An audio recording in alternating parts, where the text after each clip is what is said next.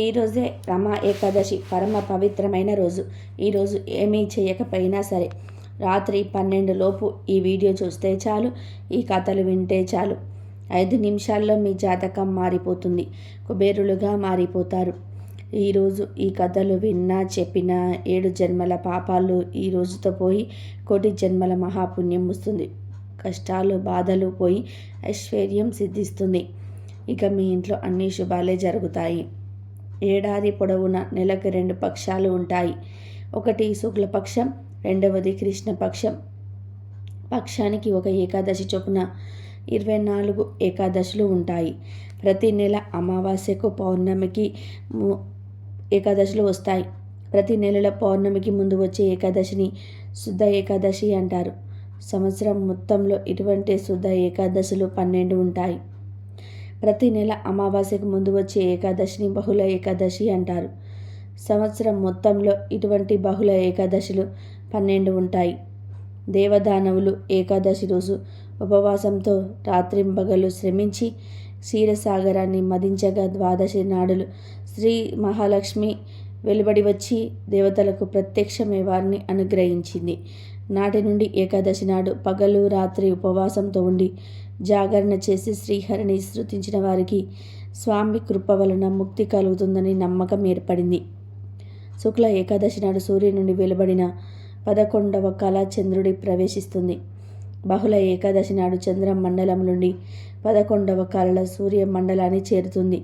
ఇలా రకపోకల వలనే ఏకాదశి అనే పేరు సార్థకమవుతుంది. హిందూ పంచాంగం ప్రకారం ప్రతి నెల ఏకాదశి వస్తుంది. అయితే ఆశ్వీజ మాసంలో కృష్ణ పక్షంలో దీపావళికి ముందు వచ్చే ఏకాదశి ఒక ప్రత్యేకత ఉంది. ఈ ఏకాదశిని రమా ఏకాదశి అంటారు. ఈ పవిత్రమైన రోజున లక్ష్మీదేవిని, వెంకటేశ్వర స్వామిని ఆరాధించడం వల్ల డబ్బుకు ఎలాంటి లోటు ఉండదని పండితులు చెప్తున్నారు. అంతేకాదు సకల కష్టాల నుండి విముక్తి పొందుతారు. కాబట్టి రమా ఏకాదశి రోజున ఇంట్లో సంపద, ధాన్యము, శ్రేయస్సు పెరగాలంటే విష్ణువుకు లేదా వెంకటేశ్వర స్వామికి ప్రత్యేక పూజలు చేయాలి. రమా ఏకాదశి పూజ చేస్తే వైవాహిక జీవితంలో సంతోషకరంగా ఉంటుందని నమ్ముతారు. అంతేకాదు ఈ పవిత్రమైన రోజున ఉపవాసం ఉండడం వల్ల మోక్షం లభిస్తుంది. ఒకసారి ధర్మరాజు శ్రీకృష్ణునితో, ఓ జనార్దన, ఆశ్వీజ మాస కృష్ణ పక్షంలో వచ్చే ఏకాదశి పేరేమిటి? దాని గురించి నాకు తెలుసుకోవాలనుంది, కుతూహలంగా ఉంది అన్నాడు.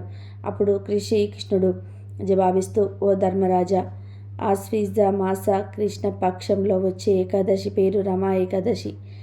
అది సమస్త పాపాలను హరిస్తుంది. ఇప్పుడు ఈ పవిత్ర ఏకాదశి మహిమను విను అని ఇలా చెప్పసాగాడు. ఓ ధర్మరాజా, చాలా కాల క్రిందట ముచుకుందుడు అనే ఒక ప్రఖ్యాత రాజు ఉండేవాడు. అతడు స్వర్గరాజు, ఇంద్రునికి మంచి నిపుణుడు. యమరాజు, వర్ణుడు, కుబేరుడు, బిభీషణుడు వంటి మహోన్నతులతో కూడా అతనికి స్నేహం ఉండేది. సత్యసంధుడైన ఆ రాజు సదా విష్ణు భక్తిలో అనురక్తుడై ఉండేవాడు. అతడు తన రాజ్యాన్ని చక్కగా పాలించేవాడు. కొంతకాలానికి ముషికుందుడికి ఒక కుమార్తె కలిగింది. సర్వోత్తమమైన చంద్రభాగ అనే పేరును ఆ అమ్మాయికి పెట్టారు. యుక్త వయసు రాగానే ఆమెకు చంద్రసేనుని తనయుడైన శోభనుడితో వివాహం జరిగింది. ఒకసారి శోభనుడు ఏకాదశి రోజు తన మామగారింటికి వచ్చాడు. అతన్ని చూసిన చంద్రభాగ కలవరపడినదై తనలో తాను, ఓ దేవా, ఇప్పుడేమి చేయాలి? నా భర్త దుర్బలుడు, ఆకలిని తట్టుకోలేడు. నా తండ్రి మరీ కఠినుడు. ఏకాదశికి ముందు రోజు నా తండ్రి ఒక సేవకుని పంపి ఎవరు ఏకాదశి రోజున అన్నం తినవద్దని చాటింపు కూడా వేయిస్తాడు అని అనుకోసాగింది. ఈ ఆచారం గురించి మిగిలిన శోభనుడు తన భార్యతో, ఓ ప్రియపత్ని, ఇప్పుడు నన్నేం చేయనంటావు? నా ప్రాణం రక్షింపబడడానికి, అలాగే రాజాజ్ఞ ఉల్లంఘించడానికి ఉండడానికి ఏం చేయాలో చెప్పు అని అడుగుతాడు. అప్పుడు చంద్రభాగ తన భర్తతో, స్వామి, మనుషుల మాట అటుంచండి. నా తండ్రి రాజ్యంలో ఏనుగులు, గుర్రాలు, ఇతర జంతువులకు కూడా ఈరోజు ఆహారం ఉండదు కనుక ప్రభు, ఇక మనుషులు ఎట్లా తినగలుగుతారు? ఒకవేళ తప్పకుండా తినవలసి ఉంటే మీరు మీ ఇంటికి వెళ్ళవలసి వస్తుంది. ఇది మీరు ఆలోచించి ఏదో ఒక నిర్ణయం తీసుకోండి అని చెప్పింది. భార్య మాటలు వినిన శోభనుడు ఆమెతో, నేను చెప్పింది అక్షరాల సత్యమే. కానీ నాకు ఈ ఏకాదశి వ్రత పాలన చేయాలని ఉంది. నాకు ఏది జరగవలసి ఉంటుందో అదే జరుగుతుంది, అది జరిగి తీరుతుంది కదా అని అన్నాడు. ఆ తర్వాత శోభనుడు పవిత్ర ఏకాదశి వ్రత పాలనకు సిద్ధమయ్యాడు. కానీ అతడు ఆకలి దప్పికలతో నీరసించిపోయాడు. ఇంతలో సూర్యాస్తమయమైంది. వైష్ణవుల పుణ్యాత్ములందరూ కూడా ప్రసన్నులయ్యారు. ఆ రాత్రి వారంతా కూడా సంకీర్తన ఆచరణలతో గడిపేశారు. ఆ రేయి గడపడం శోభనుడికి అసాధ్యమైంది. సూర్యోదయం లోపలే అతడు దేహం చాలించాడు. ముచుకుందుడు శోభనుడికి చందనపు కట్టెలతో చితి చేర్చి దహన సంస్కారాలు చేశాడు. ముచుకుందుని ఆజ్ఞ మేరకు చంద్రభాగ సతీ సగమనం మానుకుంది. భర్తకు అంత్యక్రియలు జరిగిన తర్వాత ఆమె తండ్రి ఇంట్లోనే నివసించసాగింది. ఇంతలో రమ ఏకాదశి వ్రత పాలన ప్రభావంగా శోభనుడు దేవపురముని రాజ్యానికి రాజుగా జన్మించాడు. ఇతడికి పూర్వజన్మ జ్ఞాపకం ఉంది. ఆ రాజ్యం మందరపర్వం పైన ఉంది. రత్న కంచితమైన బంగారు స్తంభాలు కలిగినటువంటిది. మణి కంచితమగు గోడలు కలిగినటువంటిది. ఐశ్వర్య భవనంలో అతడు నివసించసాగాడు. మణిమయమైన బంగారు కిరీటమును ధరించిన అతడికి తెల్లని చక్రం పట్టుబడి ఉండేది. కర్ణ కుండలములతో, కంఠాభరణములతో, బంగారు భుజ కీర్తులతో, కంకణములతో అలంకృతుడై అతడు రాజ్య సింహాసనమునకు కూర్చున్న వాడైనాడు. గంధర్వులచే, అప్సరసులచే సేవించబడుచున్నాడు. అతడు స్వర్గరాజు ఇంద్రుడి వలె గోచరించేటివాడు. ఒకరోజు ముషికుందపుర నివాసి అయిన సోమశర్మ అనే బ్రాహ్మణుడు శోభను రాజ్యానికి తీర్థయాత్రలు చేస్తూ వచ్చాడు. శోభనుడు ముషికుందుని అల్లుని గుర్తుపట్టి ఆ బ్రాహ్మణుడు అతడి వద్దకు చేరాడు. బ్రాహ్మణ్ణి చూడగానే రాజు లేచి నిలబడి చేతులు జోడించి నమస్కరించాడు. తర్వాత అతడు బ్రాహ్మణుని గుర్తుపట్టి కుశల ప్రశ్నలు అడిగాడు. తన భార్య చంద్రభాగ, ముచుకుందపుర జనుల గురించిన క్షేమ సమాచారాలు కూడా అడిగాడు. అప్పుడు బ్రాహ్మణుడు అందరి క్షేమ సమాచారాలు తెలిపాడు. అక్కడ ప్రతి ఒక్కరు కూడా సుఖ సంతోషాలతో జీవిస్తున్నారని చెప్పాడు. ఆ తర్వాత బ్రాహ్మణుడు అతడితో, రాజా, ఇంతటి సుందరమైన నగరాన్ని ఇంతకు మునుపు నేనెన్నడూ చూడలేదు. నీకు ఈ రాజ్యం ఎలా లభించిందో చెప్పవలసింది అని అడుగుతాడు. అప్పుడు రాజు, ఆశ్వీజ మాసం కృష్ణపక్షంలో వచ్చే రమా ఏకాదశిని పాటించిన ప్రభావం వలనే నాకు ఈ తాత్కాలికమైన రాజ్యం లభించింది. ఓ బ్రాహ్మణోత్తమ, రాజ్యం శాశ్వతంగా ఉండిపోయే విధానం ఏమిటో నాకు చెప్పు. నేను ఏకాదశి వ్రతాన్ని శ్రద్ధారహితంగా చేసిన కారణంగా ఈ అస్థిరమైన రాజ్యం లభించింది. ఈ విషయాలను చంద్రభాగకు తెలపండి. దీనిని సుస్థిరం చేయగలిగే సామర్థ్యం ఆమెకు ఉంది అని శోభనుడు బ్రాహ్మణుడికి చెప్తాడు. శోభనుడి మాటలు విన్న బ్రాహ్మణుడు ముషికుందపురానికి వచ్చి విషయమంతా కూడా చంద్రభాగకు వివరించాడు. అది వినిన చంద్రభాగ అమితానంద భరితురాలైంది. తాను విన్నదంతా కూడా కలలాగా ఉన్నదని ఆమె పలికింది. అప్పుడు సోమశర్మ ఆమెతో, అమ్మ, నేను నీ భర్తను దేవపురిలో స్వయంగా చూశాను. ఆ పురం సూర్యప్రభలతో వెలిగిపోతుంది. కానీ ఆ రాజ్యం సుస్థిరంగా లేదని అతడు చెప్పాడు. కాబట్టి ఏదో ఒక విధానంగా రాజ్యాన్ని నీవు సుస్థిరం చేయాలి అన్నాడు. అది వినిన చంద్రభాగ తనను తాను భర్త చెంతకు తీసుకొని వెళ్ళమని బ్రాహ్మణుని అర్థిస్తుంది. తన పుణ్య పరిపాకంతో ఆ రాజ్యాన్ని తాను సుస్థిరం చేయగలనని ఆమె చెప్పింది. భార్యాభర్తలైన తాము కలుసుకునే ఏర్పాట్లు చేయమని, ఆ విధంగా భార్యాభర్తలు కలిసేందుకు సహాయపడితే పుణ్యం కలుగుతుందని ఆమె బ్రాహ్మణుడితో అన్నది. తదనంతరం సోమశర్మ చంద్రభాగను మందల పర్వతం సమీపంలో ఉన్నటువంటి వామశేవుని ఆశ్రమానికి తీసుకుని వెళ్ళాడు. దేదివ్యమానమగు ముఖ వచ్చస్సు కలిగిన చంద్రభాగ యొక్క కథను వినిన తర్వాత వామదేవుడు ఆమె వేద మంత్రోపదేశం చేశాడు. వామదేవుడు మొసగిన మంత్ర ప్రభావంతో ఏకాదశి వ్రత మహిమ వలన చంద్రభాగ వెంటనే ఆధ్యాత్మిక శరీరాన్ని పొందింది. తర్వాత ఆమె వెంటనే వెళ్ళి ఆనందంతో తన భర్తను కలుసుకున్నది. భార్యను చూడగానే శోభనుడు పరమానందభరితుడై పూర్ణ సంతుష్టిని పొందాడు. అప్పుడు చంద్రభాగ తన భర్తతో, ప్రభు, నా మంచి మాటలు వినండి. నేను నా తండ్రి ఇంట్లో 8 ఏళ్ల వయసు నుండే ఏకాదశి వ్రత పాలన చేస్తున్నాను. ఆ వ్రత పుణ్యమంతా కూడా మీ రాజ్యాన్ని సుస్థిరం చేసి ప్రళయాంతం వరకు దీనిని సమృద్ధిగా నిలుపునుగాక అని అన్నది. ఆ తర్వాత ఆమె వివిధ భూషణాలతో అలంకృతమైన దివ్య శరీరంతో భర్తతో కలిసి సుఖజీవనం గడిపింది. రమ ఏకాదశి ప్రభావం వలన శోభనుడు కూడా దివ్య శరీరాన్ని పొంది మందర పర్వత చర్యలలో విహరించాడు కనుక ఈ రమ ఏకాదశి కామధేనువు లేదా చింతామణి వంటిది. రాజా, పరమ మంగళమైన రమ ఏకాదశి మహిమను నీకు వివరించాను. దీనిని ఖచ్చితంగా పాటించేవాడు బ్రహ్మహత్య పాతకం వంటి పాపం నుండైనా సరే నిస్సందేహంగా బయటపడగలుగుతాడు. నల్ల గోవు తెల్ల గోవు రెండూ కూడా తెల్లని పాలే ఇచ్చినట్లు కృష్ణపక్ష ఏకాదశి శుక్లపక్ష ఏకాదశి రెండూ కూడా మోక్షాన్ని ప్రసాదిస్తాయి. ఈ ఏకాదశి మహిమను వినేవాడు సమస్త పాపాల నుండి బయటపడి విష్ణులోకంలో ఆనందంగా నివసిస్తాడని శ్రీకృష్ణుడు ధర్మరాజుకు చెప్పి ముగించాడు. ఒకసారి ఒక ముసలివాడు ఓం నమో భగవతే వాసుదేవాయ అనే మంత్రాన్ని వల్ల వేస్తూ గంగా నది తీరంలో నడుస్తున్నాడు. చేతిలో జపమాల, మెడలో రుద్రాక్షహారం ధరించాడు. ఈ ఓం నమో భగవతే వాసుదేవాయ అనే మంత్రాన్ని చదవటం వలన ఆ తరంగాలు కలిపురుషుణ్ణి తాకాయి. ఎక్కడి నుండి వస్తున్నది ఈ ఓం నమో భగవతే వాసుదేవాయ అనే మంత్ర శబ్దం అని కలిపురుషుడు చుట్టూ చూడసాగాడు. గంగా నది తీరంలో ఒక బక్క చిక్కిన ముసలివాడు ఓం నమో భగవతే వాసుదేవాయ అనే నామాన్ని జపించటం చూసి ఆ మంత్ర జపాన్ని ఆపాలని ఆ ముసలివాడి దగ్గరికి వెళ్ళి పట్టుకోబోయాడు.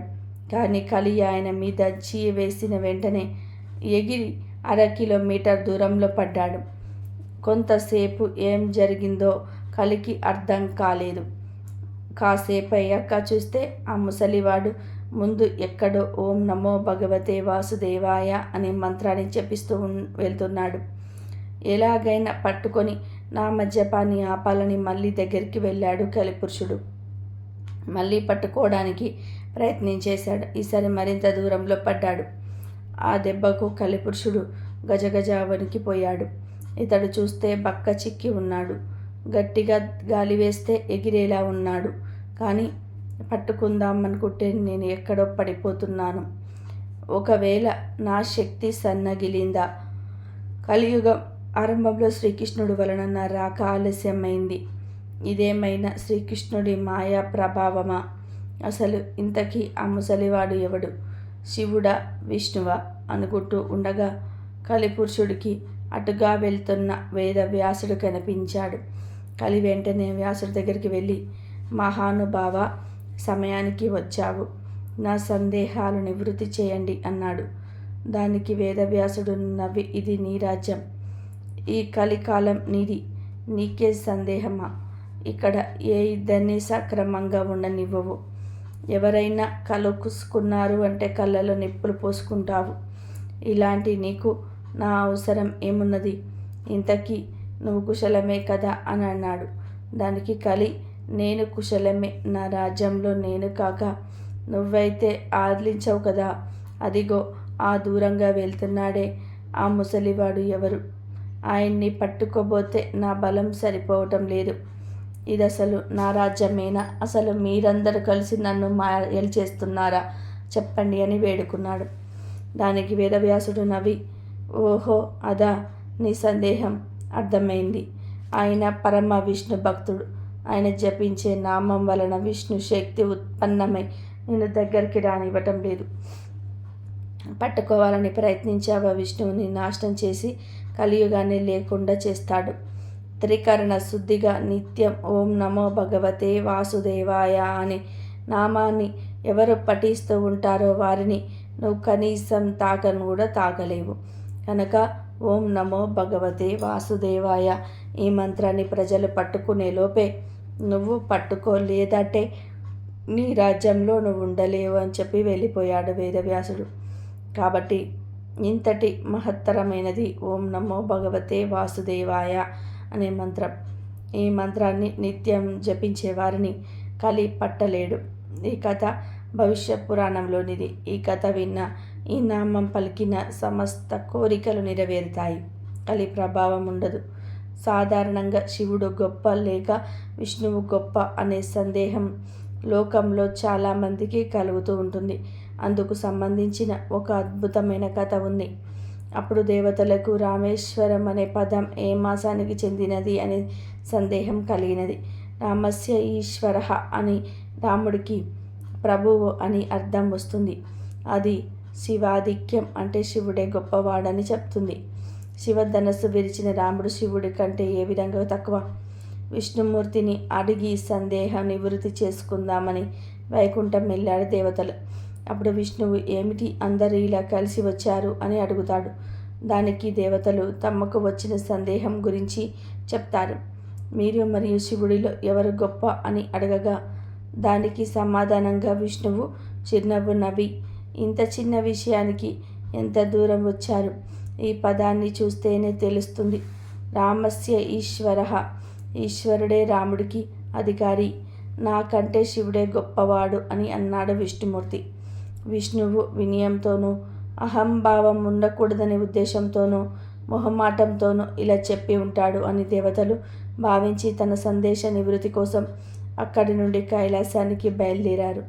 కైలాసానికి వెళ్ళి అక్కడ శివుణ్ణి కూడా ఇదే ప్రశ్న అడుగుతారు.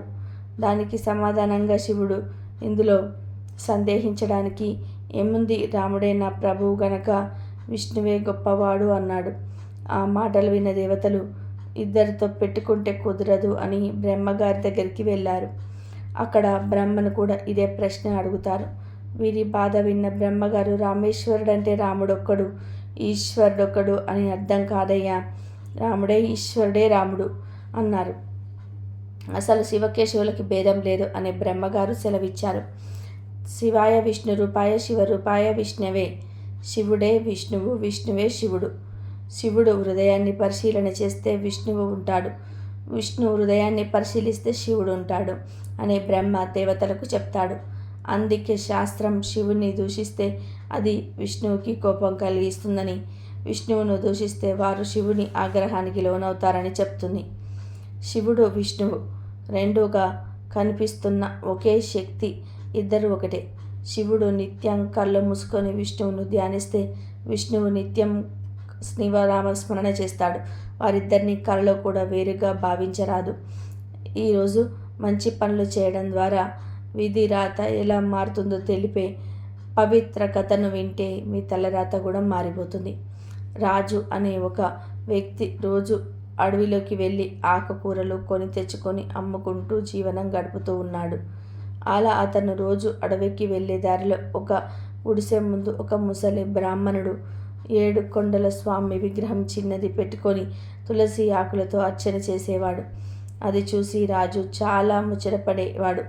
మనం కూడా ఇలా చేయాలి అనుకునేవాడు, కానీ చేయలేకపోయాడు.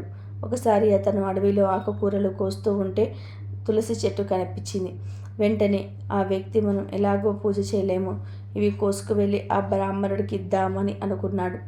కోసిన ఆకులతో పాటు తులసి దళాలను కట్టకట్టి నిత్య పెట్టుకొని వచ్చాడు. అతనికి తెలియ విషయం ఏంటంటే నల్ల నాగు ఒకటి అందులో ఉన్నది. అతను వెళ్ళి గుడిసె ముందు నిలబడగానే ఎవరో వచ్చి నిలబడ్డారని తల తిప్పి చూసిన బ్రాహ్మణుడితో, రాజు, అయ్యా, తులసి దళాలు తెచ్చాను పూజకు, నేను చేయలేను, అందుకే మీకు ఇస్తున్నాను అని అన్నాడు. ఒక నిమిషం కళ్ళు మూసుకున్న ఆ బ్రాహ్మణుడికి తన దివ్య దృష్టితో తులసి దళాలను తెచ్చిన వ్యక్తి వెనక రాహువు నిలబడి ఉందని తెలిసింది. అప్పుడు ఆ బ్రాహ్మణుడు రాజుతో, నాయన, నేను చెప్పే వరకు ఈ కట్టను నీ తలపై నుండి దించకు అని చెప్పి గుడిసె వెనుకకు వెళ్ళి ఒక మంత్రం జపించగానే రాహు వచ్చాడు. అప్పుడు బ్రాహ్మణుడు రాహువుకు నమస్కరించి, ఎందుకు అతడి వెనుక వచ్చావు అని అడగగా రాహువు ఆ బ్రాహ్మణుడికి నమస్కరించి, నేను ఈరోజు అతడికి హాని చేయాల్సి ఉంది, అదే విధి రాత, కానీ అతను తన తలపైన తులసి దళాలను మోస్తున్నాడు, అందుకే నా పని చేయలేకపోయాను. అతడు అది విధించగానే నా పని కాటేసి వెళ్ళిపోతాను అన్నాడు. ఈ విషయం వినగానే బ్రాహ్మణుడికి చాలా జాలేసింది. ఎప్పుడు రానివాడు ఈరోజు పూజకు దళాన్ని తీసుకురావడంతో ఇతడిని ఈ గండం నుండి తప్పించాలంటే ఏదైనా పరిష్కారం ఉందా అని రాహును అడుగుతాడు. అప్పుడు రాహు, అయ్యా, మీరు ఇన్ని రోజులు పూజ చేసిన పుణ్యఫలాన్ని అతడికి దానం ఇచ్చినట్లయితే ఈ గండం నుండి తప్పించవచ్చు అని రాహు చెప్పగానే బ్రాహ్మణుడు వారు ఏమీ ఆలోచించకుండా అతడికి దానం ఇస్తున్నాను అని చెప్పడంతో రాహువు ఆశ్చర్యపోయి సంతోషంతో వెళ్ళిపోయాడు. దాంతో రాజు ఆకుకూరల్లో ఉన్న పాము మాయమైపోయింది. అప్పుడు బ్రాహ్మణుడు ఒక తులసి దళం చేత, ఇంత అద్భుతమా, ఒక దానం ఇవ్వడం వలన ప్రాణం నిలబడుతుందా, మనం సంపాదించుకున్న పుణ్యఫలం ఇంత శక్తి గలదా, దేవతా గ్రహాలన్నీ బ్రహ్మరాతను మార్చేంత శక్తి గలవా అని అనుకున్నాడు. తర్వాత ఆ బ్రాహ్మణుడు రాజు దగ్గరికి వచ్చి, ఇక నుంచి రోజు నాకు తులసి దళాలను తెచ్చి ఇవ్వాలి అని చెప్పాడు. ఆ మాటలకు సంతోషించిన రాజు అలాగే అని ఒప్పుకున్నాడు. కాబట్టి ఆపదలను తప్పించుకోవడానికి ఆస్తులే కూడబడక్కలేదు. కొంచెం మంచి పనులు చేసినా కూడా ఆపదల నుండి తప్పించుకోవచ్చు, విధి రాతను మార్చుకోవచ్చు అనే విషయాన్ని ఈ కథ ద్వారా గ్రహించాలి. అదే విధంగా ఈరోజు మంత్రాలు చెడ్డవారికి తెలిస్తే ఎలాంటి అనర్థాలు జరుగుతాయో తెలిపే ఈ కథను వింటే చాలు, మీ జీవితం మారిపోతుంది, కష్టాలు పోతాయి. సుగంధ పర్వతాలను ఆనుకొని ఒక అడవి ఉండేది. దాని పక్క నుండి చంపా నది ప్రవహించేది. అక్కడికి దగ్గరలో చాలా ముని ఆశ్రమాలు ఉండేటివి. అక్కడ నివసించే మునులలో దేవదత్తుడికి అద్భుతమైన మంత్ర విద్యలు తెలుసు. అలాంటి విద్యలు తనతోని అంతం కాకూడదని భావించే దేవదత్తుడు సమర్థుడైన శిష్యులు దొరికినప్పుడు వారికి ఆ విద్యలను బోధించేవాడు. ఒకరోజు దేవదత్తుడు తన శిష్యులలోకెల్లా సమర్థుడైన శిష్యుని ముందర కూర్చోబెట్టుకొని ఒక వశీకరణ మంత్రాన్ని ఉపదేశించాడు. అప్పుడే అక్కడికి వేట కోసం వచ్చిన ఒక తోడేలు ఆ మంత్రాన్ని ఆలకించింది. తోడేలికి జ్ఞాపక శక్తి ఎక్కువ ఉండడం వలన ఆ మంత్రాన్ని బాగా గుర్తుపెట్టుకుంది. అప్పటికి ఆ వేట సంగతి మర్చిపోయి అడవిలోకి పరుగు తీసింది. వెళ్ళిన వెంటనే వశీకరణ మంత్రం యొక్క శక్తిని పరిశీలించాలని బుద్ధి పుట్టింది తోడేలుకు. అప్పుడే ఆ దారిలో వెళ్తున్న ఏనుగు మీద మంత్రాన్ని ప్రయోగించి అది తనకు దండం పెట్టాలని తన మీద కూర్చుండబెట్టుకొని అడవంతా కూడా తిప్పాలని కోరుకుంది తోడేలు. మంత్ర ప్రభావం వల్ల ఏనుగు తోడేలుకు వశమైంది. అది కోరుకున్నట్టే తొండంతో దండం పెట్టి తన మీద కూర్చోబెట్టుకొని అడవంతా తిప్పింది. ఏనుగు మీద తోడేలు ఊరేగడం చూసిన జంతువులని ఆశ్చర్యపోయి చూశాయి. ఇంతలో అటువైపు వచ్చిన మృగరాజుకు కూడా ఈ దృశ్యం కనపడింది. ఏనుగు మీద కూర్చొని ఊరేగడానికి నీకెంత ధైర్యం అని తోడేలును ఎక్కించుకొని తిప్పడానికి నీకు సిగ్గు లేదా అని ఏనుగును కోపంగా అడిగింది సింహం. తోడేలు చెప్పినట్టే ఎందుకు చేస్తున్నానో నాకైతే తెలియటం లేదు మృగరాజా అని బదులిచ్చింది ఏనుగు. అప్పుడు తోడేలు ఏం మాత్రం కూడా భయపడకుండా ఏం ఊరేగితే తప్ప అని ఎదురు ప్రశ్నించింది. మంత్రం పనిచేస్తున్నంత కాలం ఎవరికి భయపడనక్కర్లేదనుకుంది తోడేలు. ఈసారి ఏకంగా అడవికి రాజా కావాలన్న దురాశ పుట్టింది దానికి. అనుకున్నదే తడువుగా వశీకరణ మంత్రాన్ని సింహం మీద ప్రయోగించింది. తనను అడవికి రాజును చేయమని అడవిలోని జంతువులను సమావేశపరిచి తన ఆజ్ఞలో పాటించేలాగా చేయమని సింహానికి ఆదేశించింది. ఆ మంత్రానికి లోబడిన సింహం దృష్ట తోడేలు చెప్పినట్టుగా చేసింది. రాజైన తర్వాత ఆ తోడేలు మర్రి విర్రవేయసాగింది. అప్పటి వరకు పదవుల్లో ఉన్న జంతువులను తరిమివేసి తన వారిని ఏరి కోరి తెచ్చి పదవుల్లో కూర్చొనబెట్టింది. అంతవరకు ఎవరు కూర్చొని విధానంగా కొత్త రకం సింహాసనం కావాలని తోడేలు చెప్పింది. వాటికి అప్పటి నుండి వీలైనప్పుడల్లా సింహాలు మోస్తూ ఉండగా అడవంతా ఊరేగేది తోడేలు. తన దర్పం ప్రదర్శించడానికి సింహాలను అప్పుడప్పుడు కొరడాలతో కొట్టడం, కాళ్ళతో తన్నడం చేసేది. తనకు నమస్కారం పెట్టని జంతువులను కాల్చిన కట్టెతో వాతలు పెట్టేది. తోడేలు వచ్చినని జంతువులను చంపవచ్చునని, మిగతా వాటికి అవకాశం లేదని చాటించింది. ఎవరు వేటాడిన సగభాగం తనకు పంపవని ఆజ్ఞలు జారీ చేసింది. కొన్నాళ్లకు అడవిలోని జంతువులకు దినదిన గండం నూరేళ్ల ఆయుస్సుగా మారింది. అక్కడి పరిస్థితి. తోడేళ్ల బెడద పెరగడంతో కంటి మీద కొనుక్కోలేదు సాధు జంతువులకి. ఒకసారి ఒక జింక ప్రాణభయంతో దేవదత్తుడి ఆశ్రమంలోకి పరిగెత్తి స్పృహ తప్పి పడిపోయింది. ముని శిష్యులు దానిని రక్షించారు. అప్పుడు ఆ జింక దేవదత్తుడితో తమ కష్టాలు చెప్పుకుంది. దివ్య దృష్టితో జరిగింది తెలుసుకున్నాడు దేవదత్తుడు. దుష్ట తోడేలుకు బుద్ధి చెప్పాలనుకొని ఉన్న పలంగా బయలుదేరాడు. ముని వెళ్ళేసరికి దర్జాగా సింహాసనం మీద కూర్చొని ఆహారం తింటుంది తోడేలు. 2 ఏనుగులు ఆహారాన్ని తొడలతో అందిస్తూ ఉంటే తింటుంది.